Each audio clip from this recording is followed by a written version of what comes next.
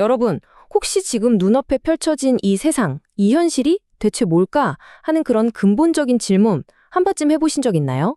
오늘은 바로 그 질문, 우리가 발 딛고 서 있는 이 현실의 본질이 무엇인지에 대한 아주 흥미로운 이야기를 시작해 보려고 합니다. 자, 근데 이 거대한 질문에 대한 답을 찾기 위해서요, 처음부터 막 물리학 얘기를 하는 게 아니라 우리 모두가 어쩌면 한 번쯤 느껴봤을 법한 아주 묘하고 깊은 감정에서부터 출발해 볼게요. 그 감정의 이름은 바로 손더입니다. 길거리를 걷다가 문득 스쳐 지나가는 저 수많은 사람들.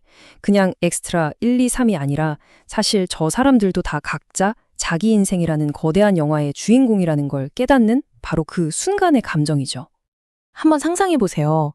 이 세상이 마치 하나의 거대한 극장인 거예요. 근데 주인공이 서는 중앙무대 같은 건 없고요.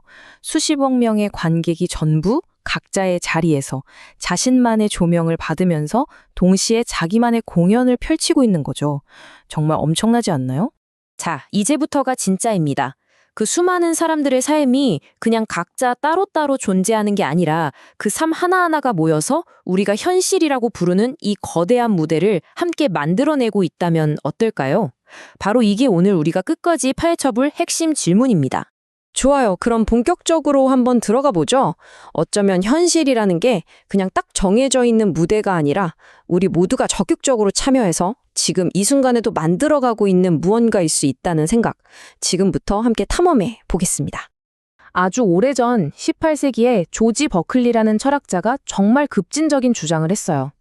우리가 무언가를 볼 때, 즉 관찰할 때 현실이 바뀌는 정도가 아니라 아예 현실이 만들어진다고 말이죠.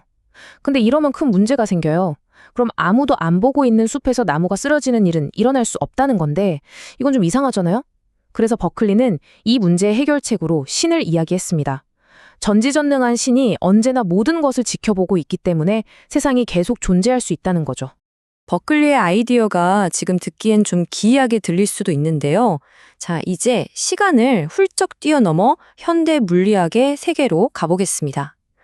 놀랍게도 현대 물리학은 현실이라는 게 우리가 생각하는 것보다 훨씬 더 관찰이라는 행위와 깊숙이 얽혀 있다는 증거들을 보여주기 시작합니다. 양자역학의 세계에서는요, 말 그대로 두 거인의 위대한 논쟁이 있었습니다. 아인슈타인이 믿었던 실제로는 우리가 보든 안 보든 우주는 원래 정해진 모습 그대로 존재한다는 아주 상식적인 생각이에요. 반면에 닐스 보어가 주장한 반실제로는 입자 같은 아주 작은 세계에서는 우리가 관찰하기 전까진 정해진 상태라는 게 없고 우리의 관찰 행위 자체가 그 입자의 상태를 결정한다는 정말 기묘한 주장이었죠.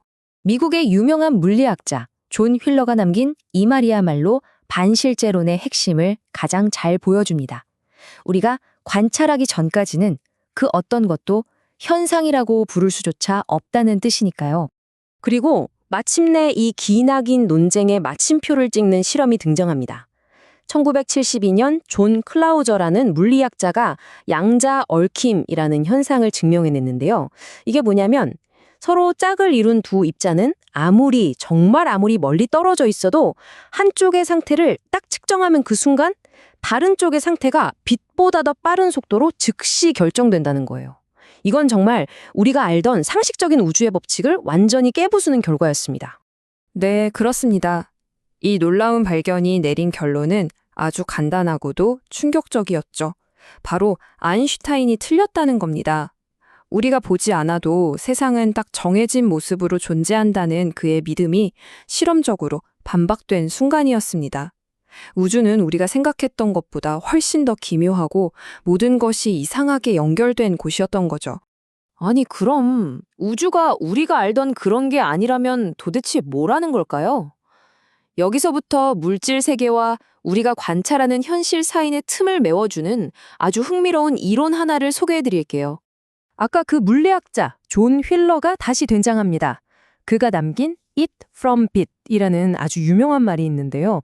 이게 바로 현실의 본질에 대한 완전히 새로운 관점을 제시합니다. 휠러가 제안한 참여하는 우주라는 개념인데요. 현실을 이루는 가장 근본적인 재료는 딱딱한 물질이나 에너지가 아니라 바로 정보라는 겁니다.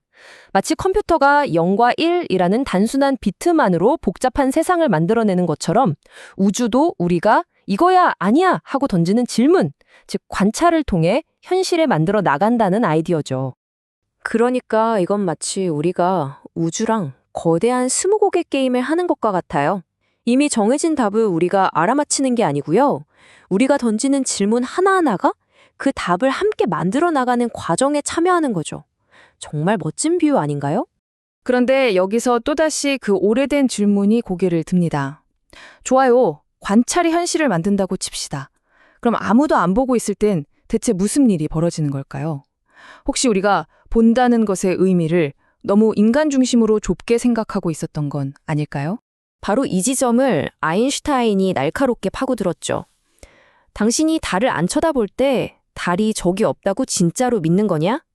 이 질문은 관찰자가 현실을 만든다는 이론의 가장 큰 딜레마를 보여줍니다.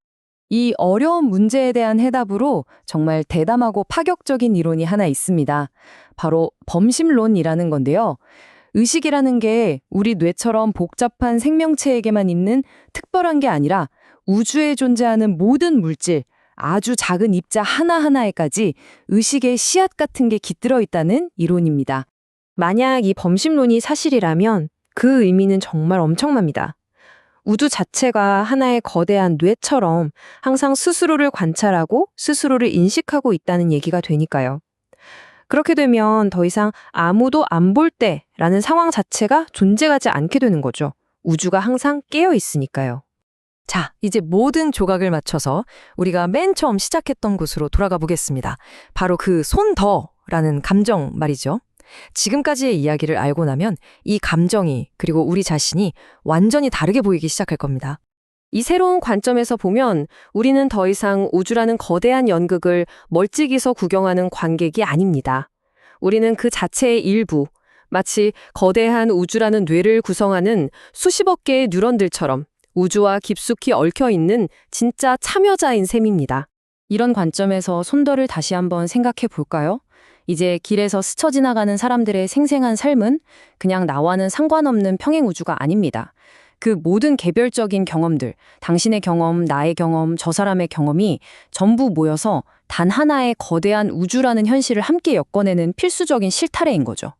결국 분리된 나는 없고 모든 것이 하나로 연결되어 있다는 결론에 이르게 됩니다. 마지막으로 여러분께 이런 질문을 하나 던지면서 마무리하고 싶습니다. 우리는 보통 생각이 현실이 된다고들 하죠. 그렇다면 어쩌면, 아주 어쩌면 우리 각자의 생각 하나하나가 단지 내 삶을 바꾸는 것을 넘어서 이 우주 전체 모습을 만들어가는 데에도 아주 작은 역할을 하고 있는 것은 아닐까요? 한번 생각해 볼 만한 질문인 것 같습니다.